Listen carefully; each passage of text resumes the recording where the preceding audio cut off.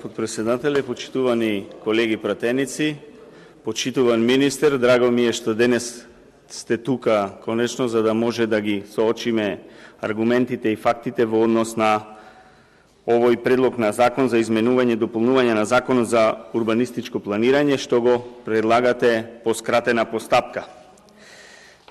Овој закон, како и претходниот за работни односи и останатите што следуваат, се предлагаат со европско знаменце. Веќе кажав, злоупотреба на европското знаменце, на Европската унија, злоупотреба на се она што може да се злоупотреби од оваа власт се случува во моментот во Македонското собрание. Кажувате дека усогласувате нешто со европските директиви и регулативи, но кореспондентната табела тоа го демантира. И сами знаете, затоа што и на таа кореспондентна табела има само подпис, нема име кој е подпишан. Јас не знам што се плашите. Доколку се е во ред како што треба, не треба да се плашите да напишете кој е тој што ја подпишал таа кореспондентна табела, па добиваме тука кореспондентни табели само со подпис без име. Не плашете се, охрабрете се, подпишете се со име, презиме, стоите за тоа што сте го предложиле тука во собранието, доколку е исправно како што кажувате. Не ги слушате забелешките од евроамбасадорот Дейвид Гир, кој упорно ви кажува дека нема ништо европско во овие закони, дека ја злоупотребувате Европската унија, европското знаменце. Глуви сте на тие повици од евроамбасадорот, затоа што некој ви наредил дека треба да поминат овие закони, за да поминат и провизии и милиони да се завртат. Вие сте министер за транспорт и врски и верувам дека сте запознат во како се класифицирани како е класифицирана изработката на урбанистичките планови во Законот за урбанистичко планирање, каде што се наведени според важност, па еве, бидејќи сте заборавиле, јас ќе ви ги цитирам, ќе ви ги подвлечам по важност како одат. А се надевам дека ги знаете, но сега моментално ги имате заборавено, затоа што така ви одговара. Значи, како главен план, знаете дека е генералниот урбанистички план. После него е деталниот урбанистички план. После него е урбанистички план за село. После тој урбанистички план за село е урбанистички план за вон населено место. После тој е урбанистички план за подрачје и градби од државно значење. И на крај, на самото дно е урбанистичкиот проект кој што тука упорно го туркате да стане дел од закон со кој што вие ќе сте граделе автопати. Ќе сте граделе автопати со урбанистички проект. Па тоа е лудост, министер, знаете дека е така. Вие сте инженер, архитект, знаете дека е лудост да се гради автопат со урбанистички проект. Доаѓаме од иста фела, од иста сфера. Јас знам дека ги познавате овие работи. Не можам да разберам зошто молчите на сето ова. Тоа не можам да го разберам. Да кажувате дека ќе градите автопат, а немате основен проект, а вие немате ниту урбанистички проект, е како да градите куќа, а не знаете каде е таа куќа, колку спрата е таа куќа, како ќе изгледа таа куќа, на која локација ќе ја градите таа куќа. Ете таков автопат вие градите, почитуван министер. Таков автопат градите. И свесни сте дека е така. И свесни сте дека ова што го зборуваме точно. Точно ме разбирате што зборувам. Бидејќи, како што ви кажав, доаѓаме од иста сфера, од иста фела.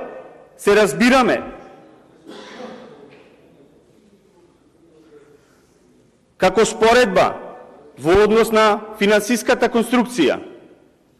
Во времето на ВМРО ДПМН се градеа 2 автопати. 3 автопати, меѓу кои Кичево-Охрид и Скопје-Штип се во километри, исто колку сега овие автопати што вие ги предлагате тука. Кичево-Охрид првична финансиска конструкција беше 400 милиони евра. Скопје-Штип беше 200 милиони евра. 600 милиони евра. Со вашето доаѓање на власт, тие 400 милиони евра за Кичево-Охрид, бидејќи ете имало недопроектиран дел, зедовте уште 200 милиони евра кредит, на крај гледаме дека од реализација нема ништо на терен, меѓутоа вкупно за 110 километри, колку што грубо изнесуваат овие два автопати, во тоа време со си тие 200 милиони евра што вие ги зедовте, се 800 милиони евра за 110 километри. Сега за истата километража, ние првично со овој ваш урбанистички проект имаме 1.600 милиони евра за истата километража. Дополнително на тоа што трасата од Тетово до Гостивар е веќе пробиена, вие треба само уште една лента да пуштите на тоа. Не станува збор за пробивање на нова траса. А истите километри ќе се 1.600 милиони евра. Кажувате дека со урбанистички проект побрзо ќе сте почнеле да градите, но тоа ваше градење е побрзо на овие автопати ќе биде како што го пуштивте пред неколку дена коридорот 10D, каде што само знамето зелено го видовме, на крај си ги собравте и машините и ни градење, ниту почеток. Така и овој автопат, така ќе почне да се гради побрзо со вашиот урбанистички проект. Не градите малски улици, вие па ќе градите со урбанистички проект. Знаете дека со урбанистички проект се градат малски улици. Баре и за тие малски улици од локалните самоуправи барем праќаат луѓе на терен да измерат колку метра е таа малска улица за да можат да направат правилна финансиска конструкција. Вие ниту тоа го немате. Сакате да градите автопати со урбанистички проект, што кажав дека е лудост, а уште поголема лудост на тоа што ќе градите автопат со урбанистички проект, е тоа што надзор одбравте фирма која што треба да ги контролира овие што ќе градат по урбанистички проект, фирма која што се занимава со производство на долна облека. Па дали знаете вие каде одиме? Дали знаете дека го рушивте системот со тоа? Дали знаете дека на крај некој ќе треба да одговара и за безбедноста и за сигурноста на луѓето и доколку се изградат тие автопати? Затоа што ги рушивте сите норми и на градење, и на проектирање, и на се. Ова е суспендирање на државата и на институциите што се случува тука. Никој не е против градење. Јас сум прв што треба да се изгради. Јас сум прв што треба да се изгради Кичево Охрид, затоа што јас секој ден го користам тој. Ќе го користам доколку го изградите, а сигурно нема да го изградите ниту Тетово Гостивар до Кичево. Но нема да го изградите. Јас сум прв што би сакал да се изгради, но вака сигурно нема да го изградите. Сте предвиделе таму во законот да може урбанистичките проекти да се изработуваат од фирми кои што имат само лиценца за проектирање, се вработен еден планер. Како вакви фирми, почитуван министер, ќе испроектираат 110 километри автопат? Знаете ли дека тој човек, тој еден планер, тие 110 километри не може да ги изоди, а не да ги проектира? Свесни сте за тоа? Јас не можам да разберам од ваша страна, тоа не можам да го разберам, бидејќи ги познавате сите овие работи. Како ги премолчувате? Тоа не можам да го сватам. Како го премолчувате дописот што сте го добиле од Комората на овластени инженери и овластени архитекти? Како го премолчувате овој факт?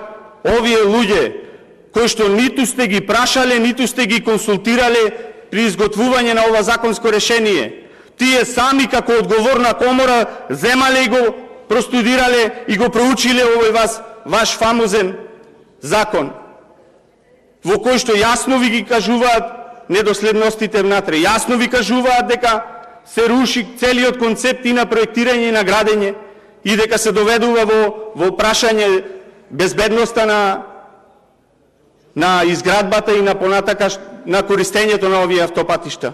Јасно ви е кажано дека никој не е да се скратат процедурите, но вие не може да ги прескокнувате процедурите. Тоа е лудост. Понатака, она што е најважно за урбанистичкиот проект е тоа дека доколку е со планска документација ќе има јавна анкета. Вие одите со урбанистички проект само за да го скриете тоа од јавноста. Еднаш го скривте тоа, Договорот го скривте со тоа што го класифициравте, па не ни го доставивте. Еве јас имам и безбедносен сертификат и повторно не го добив тој договор. Сега сакате и јавноста да исклучите. Дали вие го имате договорот? Еве јавно ве прашувам дали го имате видено договорот или Артан Груби ви го прераскажал тој договор како што ни понуди еве нас.